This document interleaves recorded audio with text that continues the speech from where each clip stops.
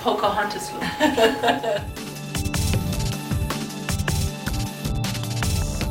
Want to have fun? Yeah, we can have fun. We can play. Perfect. Thank you. Are we ready to go?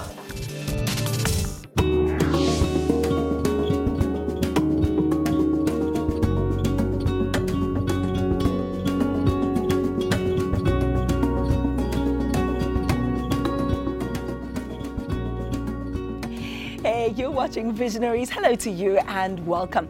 Ever heard of that saying, if at first you don't succeed, try and try again? It's easier said than done, right? My guest today is a serial entrepreneur. He's tried a number of ventures with varying degrees of success until one day the tide slowly turned in his favor. He's here to tell us all about it today. Frans Mashao, it's a huge pleasure to have you with us. Hello and welcome. Hi, and thank you for inviting me. I was going to tease you because I know your early stages. You grew up with not one but two grannies. Tell me about that. I was very fortunate to grow up with two grannies. So my gran, who's my mom's mother, and her sister. So she was actually disabled for all of my life, and she had like a cleft foot. So, but she was like, I could never even recognize the disability, you know, because she had like a phenomenal power as a woman, and she literally taught me everything from cooking to understanding how to treat other people, to be, you know, how to treat women, how to love education. Literally, I also think how to pray, because I'm a koko, you know, they'll shove religion down your throat. We prayed every day, like morning and evening. So we lived on prayer, like every single day. I also think that's how you got your resilience, because grannies have that thing that just make you, you know, rough around the edges and able to take anything. Little, but like there's a lot of, you know, whipping that went with it. So would you go and fetch the well, stick you for have yourself? to, you know what I mean? And it's even worse because my gran couldn't even walk. So she would literally send you, say fetch it, and then come back, and now you know this is the weapon. The dance. And then when did you go and move with your mom? Well, I moved with my mom when I came back to Joburg and started school in standard 2, which is like now grade, somewhere like standard 2, let's do the maths, grade 4? Grade 4. That's grade 4. Grade 4, yeah. So I lived in the standards age, so grade 4. But I also think that you, like many people in South Africa, black people to be exact, who lived in the township, you lived in Tembisa, but would commute to your former Model C schools, and you would do that every day. What was that like? It was a bit strenuous, I won't lie, because I mean, like I look at the distance now when I drive around, you know, from the train station to my house, from the train station to school and back and forth. And I'm just like, this was child cruelty, actually. You know? And it also forces you, I think, to grow up and to toughen up, because if you miss that train, you've missed the train to make a plan how you're going to get to school. Certainly. So it teaches you the discipline of time, you know what I mean? And it's something that I had to work on over like the past, I don't know how many years, because it was actually one of my biggest weaknesses, I won't lie. I'd missed the train a few times. But yeah, I mean, you navigate around it, you find ways of getting into school when the gates are locked, and as a younger baby, make up a story, the train was late, you know, you're going to a multiracial school, so literally everybody there is using either transportation from back and forth from school, or the parents are dropping them off, and there's like very few kids that are commuting by train. So you can get away sometimes with a little white lie of saying, no, the train was late. And I mean, I was young. I mean, imagine a child in standard 2 traveling on a train. I've been traveling on a train since standard 2 until I started driving in grade 10. Every single day. Every single day. But I also think at that point, it sort of forces you to grow up, and you start to see things that a child your age should never be exposed to. And I know you've had, I think, 1 or 2 incidents of seeing, I mean, a dead body. I haven't seen a dead body as an adult, and I can just only imagine what it's like as a child. When you're commuting in a train, there's a lot of theft that's going on in there. There's a lot of, you know, crime that happens in and around you. And one of the biggest traumatic things that I think I've experienced is literally seeing a guy being hit by a train. I don't know what he was trying to do, but whether he was committing suicide or what, but you see that as a young child, and you're just like, oh my goodness, what is this? I remember in a story where one of the bakeries that was delivering a bread in our township got hijacked, and then the guy got shot dead, and we were literally one of the first people to walk past that scene.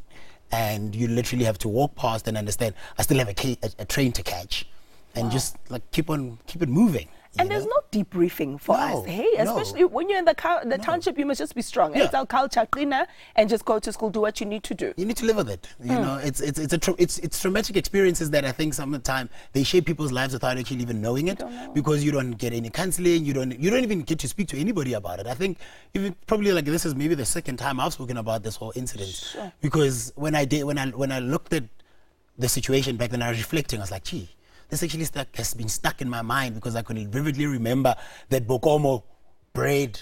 I can still remember the brand of, the bakery and everything else that was happening around there. But I mean, over time, you get used to it, and then death becomes just a part of life. And since then you get to see, I guess, so many other tragic incidents when you are involved in communal spaces. I also think, and correct me if I'm wrong here, that those are some of the things that shape your perspective and your worldview. Could this possibly be one of the reasons why you went back into the township? And I'm getting ahead of myself here because we haven't filled in the gaps of what happens after school. But I can't escape this moment of saying you actually, as an adult, then went back into the schools in the townships to say, hey, young black child, I want to see how we can make a difference. Talk to me about the Kasi Career Expo. So Kasi Career Expo is actually one of my most passionate projects. It literally started as a passion project, as an assignment that we gave to ourselves. Say, listen, firstly, I was privileged enough to actually get a bursary to go to school. So I was like, when I grew up in my space, I literally never had an idea of even the industry that I'm in now, which is media. And I was exposed to it by attending an open day, and literally on the spot, I put my name on a little piece of paper, put it in a box, somebody drew, took out my name, and kaboom, I was awarded a bursary. At the time, I'm working part-time. And that's when you went to go and study media. That's when I went to then study media and radio, journalism and advertising. But, during the process of going through a gap year after matric and trying to find fees to actually go to school, I was actually fortunate. But then when I got into that space, because I then started working and getting into business in my second year of tertiary, I realized that we need these type of programs within our townships, and also inspire young kids within our townships to say, I'm from the same background, I've had the same challenges, but however, if you create an opportunity and you bring it to people's footsteps, literally all you have to do is step out of your home, and your life could change on an instant, like mine has. So I then said, it's a passion project, let's put a bit of money behind it and see how it goes. There was a huge appetite in the market for it, and we realized that we don't even have enough muscle to take it on a national drive. So fast forward, 4 years later, we've now partnered with the SABC Education. We've made it a national tour. 2018, we did 7 provinces. We're aiming to do all 9 provinces next year. Oh my goodness. Okay, so much passion, so much enthusiasm. Communications. I can see why you chose that particular field. And it's something that was with you even in high school. Tell me more. Yeah, so I mean, I was always that guy, right, who entered the peerage and who entered all the contests and who was just goofing around. And I then organized one of the biggest and best matric dance after parties, and that's when the bug bit to get into events, because everything else was just always short term, like starting a little business to do refuse removal in the township when there was a strike. So you did this while you were in school? Yeah, I did this while I was in grade 10, grade 11. Okay. Yeah. So I literally started. Company refuse removal. Yeah. And then also? And then I had this thing where I realized that most of the ambulances that come to the townships, they get lost because these numbers that we put on our houses, at night, nobody can actually see them. And when you're driving, most of these walls are too high. So then I saw this thing on the internet, and there was this paint that was just being developed that reflects at night. And then I went to each and every household, like Bomapimville type of setups in Tembisa, Hospital View. And I said to them, this is the story. If an emergency car comes in and whatnot, let me paint this number on your house with a reflective paint so that when a car comes in the evening, it's easy to spot that. And then I literally went to every second household, started collecting money and painting these little numbers, and it just turned into a business. Necessity is the mother of all invention. Yeah. Very quickly, Wisecom, when does that come into the picture? So Wisecom is just we rebranded from a company that I used to own with my former business partner, may his soul rest in peace, and then I started Wisecom about 5 years ago. However, I registered my first company in 2008 when I was doing my last year in university. Then I registered the company, and we just sat there dormant for 2 to 3 years trying to figure out what to do with it.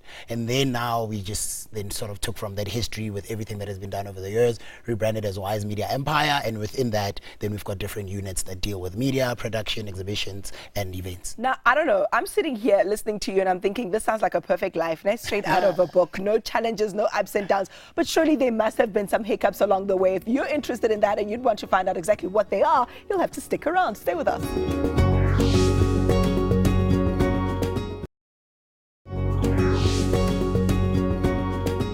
Welcome back, and thank you so much for staying with us. Now, the journey to success is a long and winding road. It's full of ups and downs, potholes and speed bumps, and I'm sure Frans can attest to that. We didn't speak about the challenges that you experienced along the way. Frans, tell me, what's been the hardest thing about your journey?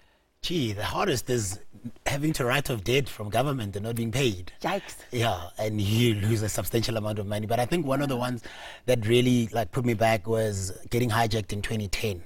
I had just came from shooting some scenes for the World Cup at NS3 and decided, you know what, I'm too tired to go back to the office. I drove with my car with a car full of equipment, almost worth of R500,000. My goodness. And yeah, unfortunately, I happened to take somebody home late in the evening at around 3 o'clock, and it happened that the guys got disguised as policemen, and they put me aside and said, looking for my license, what are you doing here? You're selling drugs and whatnot. Then when they opened the truck, they realized that actually here's equipment and there's something to take.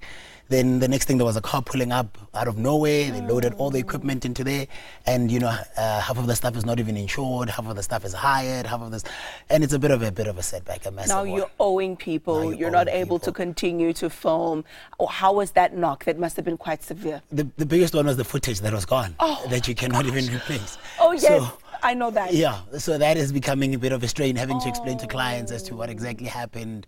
And now you still obviously have to deal with the debt, but you find ways of having to bounce back and balancing with the different services, because obviously you're not focused on just doing production work. So if the production line is not running as well as it should be, then you look at other things and saying, okay, how do we complement with the strat and the creative side of the business to ensure that during downtime we at least have something peaking, you know what I mean, from a creative side of things, putting together strategies, pitching and doing all of that other stuff. So by the time you have to go in to do production work, at least, you know, you've made a bit of substantial money from something else in the business. Look, you know, being in the industry, I know, I mean, once content is gone, that is more heartbreaking than the actual machines. But, and especially if you can't recreate the moment, the World Cup, you can't exactly say, hey, Argentina, New Zealand, but I understand that. Let's talk about some of the personal relationships, because the partners that you made, I mean, you're two different people from two different worlds, and sometimes you may have varying opinions on what you need to do with the money, on what the vision of the organization or the company is. Tell me about how you deal with challenges that are of a personal nature when it comes to business relationships. I think sometimes we get too excited when we want to collaborate with people, and I think I heard somebody say we tend to go into partnerships wanting to withdraw without having to have deposited anything.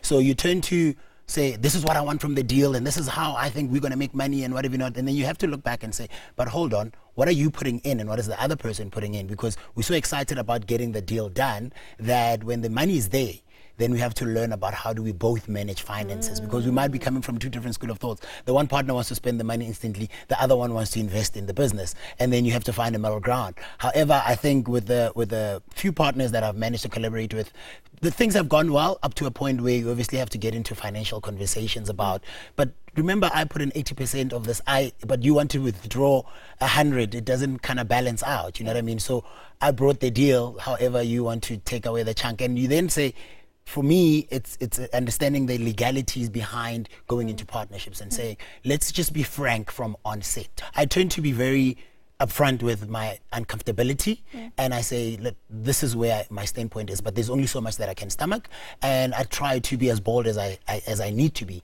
But I let things run for too long, and I stomach it for too long, to get to a point where I'm just like, nah, is the threshold, like now this I can't take Lost anymore. friends along the way.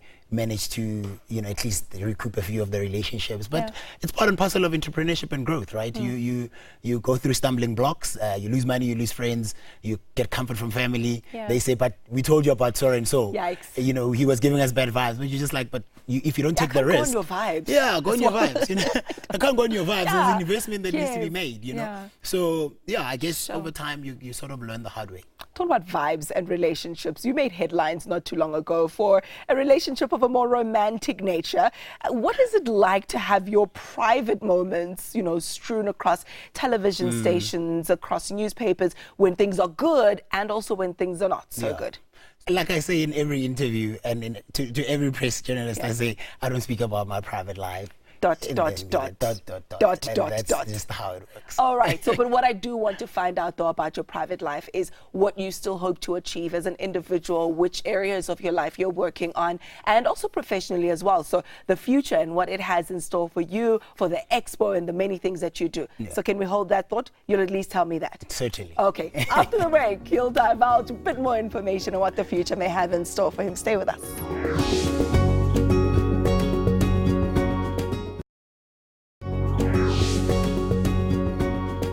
Hello again. We continue our conversation with entrepreneur extraordinaire, Mr. Frans Mashao. You know, I always ask people this question because it's very tricky to answer, and it develops, you know, your thinking, I think. When someone says your life purpose, what do you think? Have you discovered your life purpose? What you're here on this earth for? So I think you're right. It's something that gives you, you know, that you really need to think hard about. But I think having been involved in the space of education, I think for me, my purpose is to inspire other people and teach them through my experiences. So like the project that I did start, like I told you about the Kasi Career Expo, it has led me to go beyond just education space and touch people in ways that I really never thought I could, and getting involved in different programs for drug abuse, getting involved in programs for kids that are in need of sanitary towels, getting involved in programs where the elderly need assistance with welfare programs, and so, and all of this stems from communication. So even the multiple industries that we're trying to play in right now come from this the communication industry. And yeah, so I think for me it's really mainly on that part of There's a common thread. There's a common thread. I like it. And in fact, I then want to know from you, what are your hopes and dreams for the young people in this country? Because there, you know, are times when you interact with them at the expo, when you're handing out the sanitary towels, as you said. What do you want for young people in South Africa? I'd like to see young kids take education more seriously. I'd like to see young kids not having a sense of entitlement, especially with this new generation, and just going for everything that they think they can achieve. I love that. I love because you self-regulated there. You touched on the moment where you flunked your prelims, and you flunked your prelims because both busy nje, YFM, or organize my gigs, or entrepreneur. But that moment when you saw there's a crisis here, I risk failing my matric unless I do something. You within yourself did that introspection and then learned to say, okay, let's change this around. Is that what you instill when you're with the young people that we see you with in those photos? Is that the kind of values that you spray? So most of the times that's what I preach about, and that's the kind of message of hope that I'm trying to make them aware of. But also it's more about making them aware that when an opportunity presents itself, just grab it. And an opportunity doesn't necessarily have to be massive. You know, for me, having filled a piece of paper, putting it in a box and having DJ Fresh draw my name meant that I was there for that moment. And I could have just stayed at home on that Saturday and not went to that open day. I don't have to do anything special. And sometimes that's what these kids fail to understand, that you just need to be present and be proactive. And when they say fill out a form, fill it in, and you never know, take the chance. You know, if they say come up and let's put up your hand and ask a question, you could literally ask a question, and like you see even on radio, people just answer, I could say sometimes silly questions, and they all go with R1 million. And that's really how life works. Sometimes it's not that difficult and it's not that hard. You just need to be present and be proactive for things to change. So when you're not working, you're doing what? When I'm not working, I indulge in my hobbies, which end up also being work. So I like playing around with cameras. So I'm shooting stills and whatever. I'm DJing whenever I get a chance. I'm reading. I'm traveling. I love traveling quite a lot. And yeah, I'm with my son at times when I'm not. Love it. How old is he? He's 8. He's 8. Yeah. Is he also an Energizer bunny like you? Very. I can imagine. I can imagine. So what is the most annoying thing about you that you either know or that people have said to you? I think it's the issue of the time thing that I've worked on over some time. I tend to sometimes be a bit late when it's annoying. It's a bad habit, but I've really been aware of it. This interview, luckily, you see, I'm trying to, I'm working on it. So I set my times. I know that if it's an appointment for 10, I must be there at 9:30. You know what I mean? So that's one thing I know that sort of aggravates people quite a lot. And yeah, most of my other flaws, I guess people must just tell me. Like. So yeah, let's speak a bit more about that personal development then. What else do you want to work on personally in order for you to reach the goals that you have going forward? So I actually want to study media law. So I want to start a media law a degree and probably like just further that on, because I just have a passion for it, but also I've always loved law, but it's always been a bit of an intimidating thing to get into. But over the time, the books. Yeah, They're it's the massive. books, right? But I think that if it's like media law, because you have a genuine interest in media, then it's something that you'll be able to gladly go through. So marrying the two really is something that I really want to do. And just, I guess, just go around inspiring more people. You know what I mean? And really, more than anything, get to a point where I can retire early. I'm always preaching to the guys that I work with and my partners. Says, I don't want to work until I'm like my gran and my grandfathers until 65. We have an opportunity as young people to really enjoy life and the fruits of the labor that we're putting in right now. And if we really put in the hours today, at 45, initially I had set my target to retire at 35. 35? Yeah, I really had set my target at 35. 35? Yeah. How old are you now? I'm 33. So I've pushed it back because of the setbacks in business. You make me feel like a fossil. Okay, so if it's not 35, what's the next? So now I've pushed it a bit because I've got a new project that I want to launch next year that's going to probably pick up in the next 2 years, but it's massive. So I want to celebrate education and I want to celebrate the milestones of how far we've came as a country and really just put back the spotlight on what it means to graduate, right? So if you look at how graduation, when I was graduating, it was still a big thing. But over the years, it sort of like dwindled down, and you saw last year people are celebrating, putting stuff on Instagram and all of that. So I've written to Guineas to say to them, I want to set a record in South Africa for the most graduates walking in regalia. So I want to have all these red gowns, dressed in our purapuras coming out. Bona, you are there leading the march. You know what I mean? So I want to get all that excitement back, and also just to inspire these young kids to say graduating still matters, because we also have a pool of talent in this country that a lot of the times we look at even the public sector and people think, hey, this is a political appointee, or this person doesn't have any sense of, educational background and all of that. So I want people to expose those qualifications and say, I'm sitting here as Ayanda, I'm a graduate, and these are my credentials, so I'm qualified to do this job. I didn't get this because I'm a pretty face, as people would put those kind of derogatory remarks, and then from that open up other opportunities in saying we've got a lot of young kids that come out of crèche kadi pura, but then over the years, in 12 years, you look back, you're like, but what's happened to all these purapuras? Yes. So I want to maintain those purapuras from crèche. So really, the project is more about early childhood development and putting money back towards the crèche guys, because we've been working a lot with high schools and we've been working a lot with tertiary students. So now I'm like, we need to fix the foundation and let's put money in early childhood development. I think for me, wearing that gown is just to show young people that, listen, I'm from Tembisa or I'm from Dobsonville, Soweto, and if we can do it, so can you. Yes, we can. Hello. Yes, we can.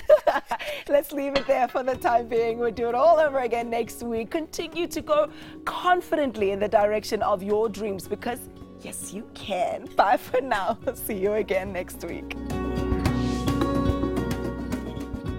So for me, I think education is the most vital tool to success, right? And if you are consistent in your learning, whether it's a formal process, whether it's an informal process, just keep it going at it. And if you need to get something going, start today. Like, don't wait for anything.